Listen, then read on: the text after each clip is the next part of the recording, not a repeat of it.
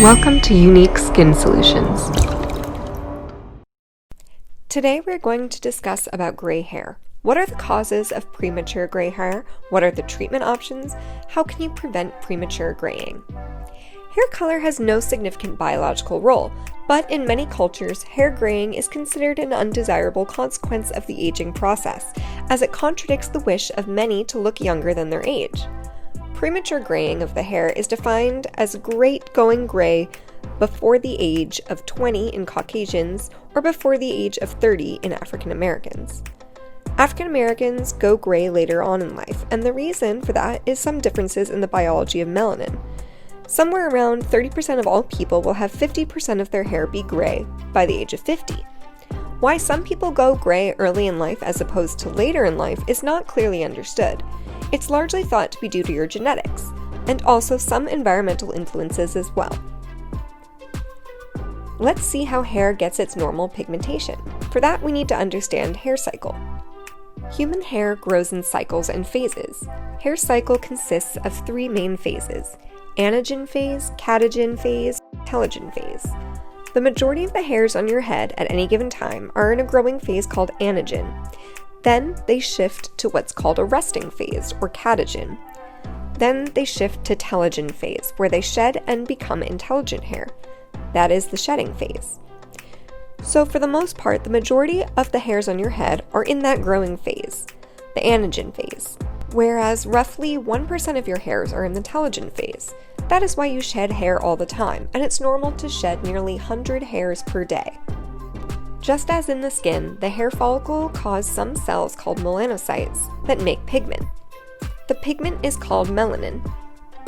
Those melanocytes, just as they do in skin, pass that pigmentation onto the neighboring cell around them, and that leads to hair color. In the case of hair, the melanocytes pass the pigment onto the surrounding hair keratinocytes, and that causes hair color. Whereas in skin, they pass them around to the surrounding keratinocytes, and that is responsible for skin color. Skin pigmentation, however, unlike in the skin, there is a little subtle difference in our own skin pigment that is made on a continual basis, whereas pigment production in our hair coincides only during anagen or growth phase. The club roots of the shed hairs are always unpigmented or gray color. Melanocyte stem cells reside in hair follicle bulge area. Upon new hair cycle, melanocyte stem cells produce new hair follicle with a pigmented shaft. Nearly 100 melanocytes reside in hair bulb, gives rise to pigmented hair. Let's see how melanin is synthesized. Melanin is synthesized from dopa, where it undergoes several chemical reactions. Thyranosinase is the key rate-limiting enzyme in this process.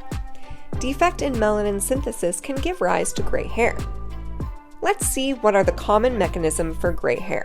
Loss of melanocytes or failure to differentiate, migration defects, melanocyte apoptosis, pigmentary malfunction, anagen or growth phase defects, oxidative stress, and free radical accumulation leads to oxidative damage. Above all, probably the process that is most well studied that explains graying of the hair is the generation of something called the active oxygen species. Reactive oxygen species oxidization is a phenomenon that is occurring all the time, and our bodies has systems in place to cope with it. What it is the generation of damaging oxygen radicals that damage DNA, damaged proteins in the body. They damaged all sorts of molecules and things that are trying to do their thing. Reactive oxygen species regeneration is responsible for not only aging our hair through premature graying. The generation of reactive oxygen species in the hair melanocytes is the cell that makes hair color. Generation of reactive oxygen species rendering that self-fragile leads you to graying of the hair. So, the cell needs to have a good antioxidant system in place to cope with that. There are free radicals that are generated as a result of our environment UV exposure. This is probably one of the key causes of free radical generation. Not only UV exposure, but also pollution, environmental stressors, and also psychological stress. We have psychological studies, and people correlate a bounce in psychological stress, emotional stress, with premature graying of the hair. Vitamin deficiencies, most notably vitamin B12 deficiency, has been associated with premature graying of a hair. There's pernicious anemia, and which individuals cannot absorb vitamin B12 properly. And in that situation where there is vitamin B12 deficiency, there has been an association with premature graying of the hair. Not only vitamin B12 deficiency, but other vitamin mineral deficiencies cause gray hair. But having gray hair does not mean you're vitamin deficient. But in situations where there is a vitamin deficiency, you might be more likely to experience premature graying of the hair. Apart from that, copper deficiency can also manifest as gray hair. Thyroid disease is also associated with premature graying of the hair. Thyroid hormones actually tell our melanocytes to make pigment, so when those hormones are low, as in the disease hypothyroidism, there is an association with premature graying of the hair. Medications can also affect hair color and the susceptibility of those pigment-producing cells to oxidative during certain chemotherapy medications. Another strong association with premature graying of hair is smoking. Smoking is probably one of the worst things. It is better to quit smoking if you have premature gray hair. Premature graying of the hair is very closely related to chronic diseases.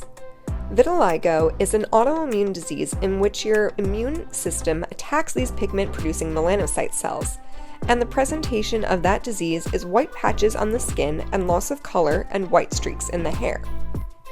Diseases affecting protein absorption from your gut, like kwashiorkor and celiac disease, can manifest as premature graying.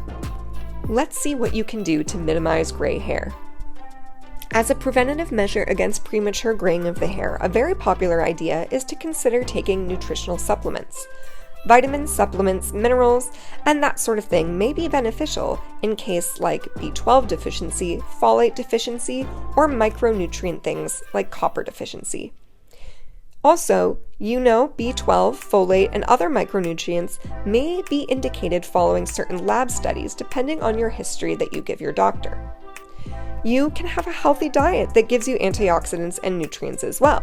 This is the best option in most cases. Stop eating junk foods. From a medical perspective, if a patient presents with this early graying of the hair, it's not unusual or unreasonable to consider checking the thyroid because hypothyroidism is pretty common and is a treatable medical condition with thyroid replacement. Shampoos and conditioners don't prevent graying. The melanocytes, the cells that make the hair color, live deep down and within your scalp that shampoo can't reach. Adapting some healthy lifestyle behaviors to cope with stress in order to manage stress are relaxation, taking a walk, that sort of thing. Getting good sleep and then not smoking because smoking ages everything, including your hair, so don't smoke. If all these options fail, the last option is to go for hair coloring. I hope you won't experience this prematurely. I hope this video is helpful to you guys to preventing or reversing premature graying of the hair. Thank you for watching. Make sure to subscribe to my channel. See you next time. Bye!